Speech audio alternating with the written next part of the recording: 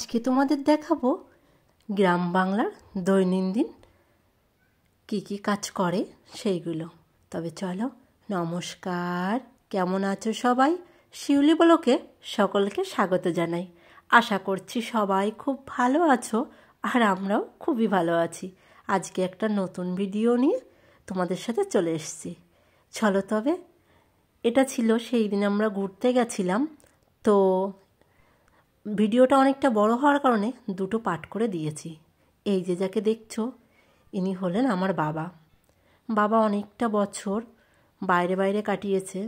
এখন একটু বয়স হয়েছে, ওই কারণে আমরা বাইরে যেতে দিই না। আমি, ভাই, মা, আমাদের কারোরই ইচ্ছা না আমাদেরকে ছেড়ে আবার বাইরে চলে যাক। যাই হোক, এই জন্য উনি খুব কাজের লোক। সত্যি কথা বলতে কি, বাবাকে ছোটোবেলা থেকে দেখে এসছি যে উনি কাজ ছাড়া কিচ্ছু বোঝে না। এমনই একটা ব্যাপার, বসে উনি থাকতেই পারে না।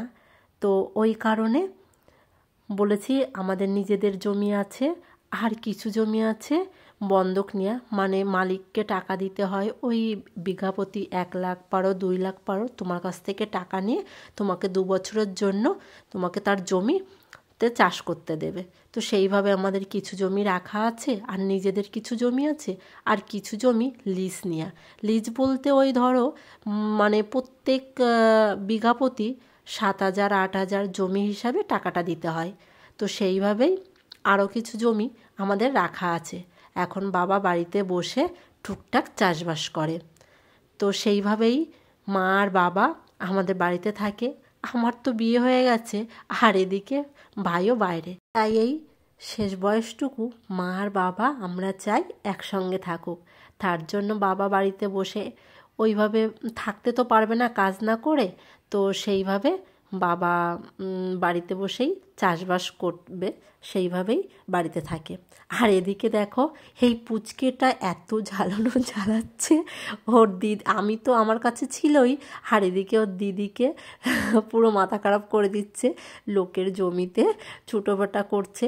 তো সেই কারণেই ওকে খুব ধরে বেঁধে রাখার মতো রাখছে। দেখো, দিদিকেও মারছে, ওকে ওই মাটিগুলো ধরতে দেবে না এই কারণে। আর বারবার বলছি, বাবু বাড়ি চলো, কিন্তু কে কার কথা শোনে? আর এই বয়সটাই তো এইরকম। তো খুব মনের আনন্দে মন খুলে খেলাধুলা করছে। আর এই যে গাছটা দেখছো, এর পেঁপেগুলো দেখো একদম ছোট ছোট, আর ছোট্ট একটা গাছ। যাই হোক, এই যে হলো রক্তগাঁদা। এই শীতের সময় এই ফুলটা হয়। এর সাথে সাথে আরও চেরি যে ফুল, ওই চেরি ফুলটাও লাগিয়েছে।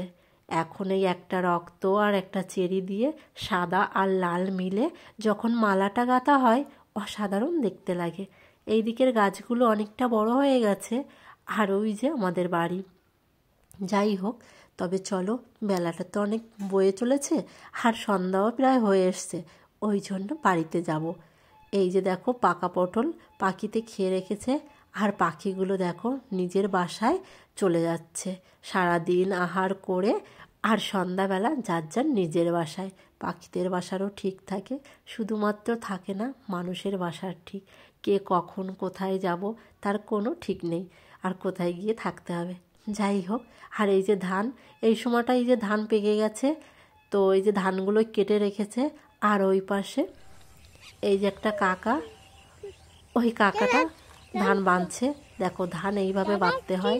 যারা জানো না, কখনো দেখোনি, এই ভিডিওটা আশা করি তাদের খুবই ভালো লাগবে। গ্রাম বাংলার পরিবেশটা, যাদের গ্রামে বাড়ি, দৈনন্দিন জীবনযাপন ঠিক এই রকমই। প্রতিদিনের মতো আজকেও সবাই সবার কাজ করতে ব্যস্ত। যাই হোক, আর এই যে আর একটা কাকা, এটা হলো আমার শ্বশুরের মামাতো ভাই, আমাদের কাকা শ্বশুর হন। যাই হোক, আমাদের বাড়ির সামনেই বাড়ি ওনাদের। তো ওনাদের জমি এই যে, তো সেখানে মাটি টেনে ফুল গাছের গোড়ায় দিচ্ছে। আর এই যে গাছটা দেখছো না, ছোটোবেলায় এই যে দেখো, এই ফলটা আমরা লঙ্কা বানাতাম, আমরা খুব খেলতাম। তো সেইভাবেই রান্নাবাটি খেলতাম। তো ওই ফলগুলো দিয়ে আমরা লঙ্কা বানাতাম। যাই হোক, ওই যে দূরে দেখছো, ওখানে কিন্তু অনেক পাখি রয়েছে। ওই গাছটায় একটা পাতাও নেই। তাই আমার মনাগুলো বলছিল, পিপি ওই ছবিটা একটু তুলে নাও।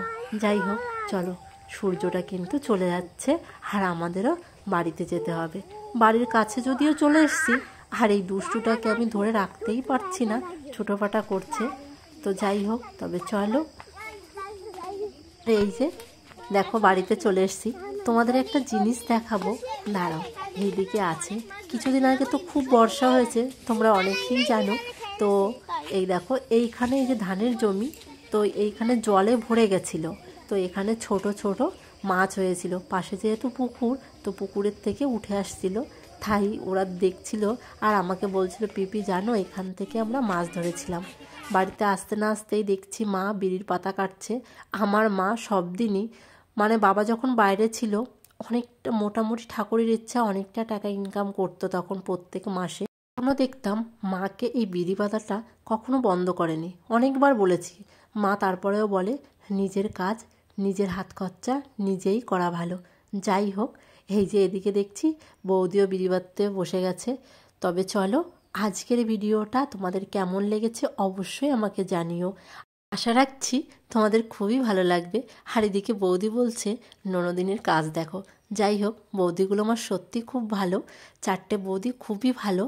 আজকে তবে আসি, দেখা হবে পরবর্তী একটা ভিডিওতে। ততক্ষণ সবাই ভালো থাকবে, সুস্থ থাকবে আর নিজেদের দিকে খেয়াল রাখবে। ভিডিওটি ভালো লাগলে একটা লাইক দিও। আর হচ্ছে, কেউ যদি নতুন কোনো বন্ধু হয়ে থাকো, পেজটি ফলো করে রাখতে পারো নতুন নতুন ভিডিওগুলো পাওয়ার জন্য।